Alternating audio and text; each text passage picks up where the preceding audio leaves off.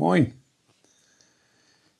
Wetten Jim, was typisch Dütsch ist?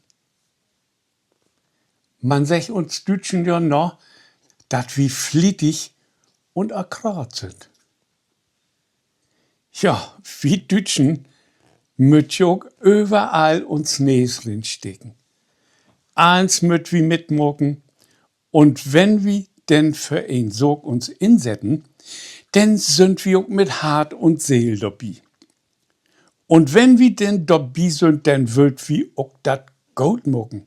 Und manchmal ist gut nicht gut genug, dann wird wir auch zu den Besten hören.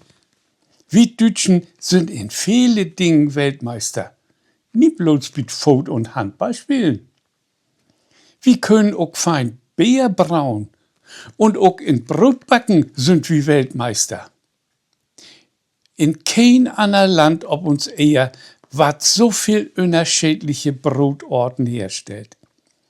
Wenn wir uns deutsche Industrienorm nicht inführt hallen, dann gibt das auch kein Made in Germany. Überall auf der Welt kennst du diesen Slogan. Wir sind ein Volk von Gründlichkeit und Reinlichkeit. Auch Pünktlichkeit und das akkurate Mülluden an der Klamüstern und auch akkurat zu sortieren. Diese Tugenden sind durch und durch deutsch. Man kann das aber auch mit dem Schnack typisch deutsch auch anders düden. Utländer wissen genau, in Deutschland muss man jemals pünktlich sein und akkurat auch den Müll uneinander klein. Wir Deutschen sind auch bekanntlich Weltmeister, was das Trennen von Müll angeht. Eins schön akkurat, noch Papier, Wertstoffe und Glas. Und bei den Lüd, bei die denn auch noch viel Grüntüch anfallen da, die habt dann auch noch einen Tünn für den Bioabfall. Und nun ist er so weit, dass sie uns Milch, uns Urin fein sortieren wird. Ich glaub, dass die Lüd, die sich so was infallen loten, nicht ganz klar sind im Kopf. Sind oder wird die Lüd denn bloß uns Tonan holen? Wieso? Ich darauf komm, du. Ja, in so'n Großstadt als Hamburg, da kann's vielleicht wat beleben. Min Frau und ich wären wie Freunden zu Besuch. Und zu Kaffeetiet sind wir zur Stadt gegangen und habt uns dat gut gehen lassen.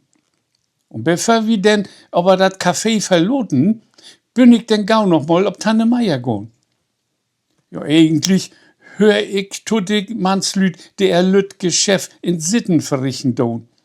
Aber in so'n Lokalitäten, da hang an der Wand Urinale, damit die Kerls auch in Stohn pinkeln können. Ist auch einfacher und gauer to den Büchsenstall loszumucken, als die Büchsen runter zu loten. Ich stund da nu für so ein Pinkelbecken und wo süß lospinkeln. Ja, ich käm aber gar nicht dazu. Direkt für mein Näs, da bummelt so ein Schild und da stund Kaffee ob. Ja, was hätt denn dat zu bedüden? Woher weten die, dat ich Kaffee drungen hef? Ganz verdutzt kek ich mi und hef sehen, dat da auch über der anderen Pinkelbecken Schiller anbrücht werden. Ob in ein Stünd Bier und ob ein ander Wien. In der Nächste von den Utgang, da wär noch ein Schild anbrücht und da stunden ob wir trennen. Ja, so was hab ich mein Lebtag noch nicht belebt. So'n Spjökenkrumm. Da fragt man sich doch, was mucken die denn mit den ganzen sortierten Urin?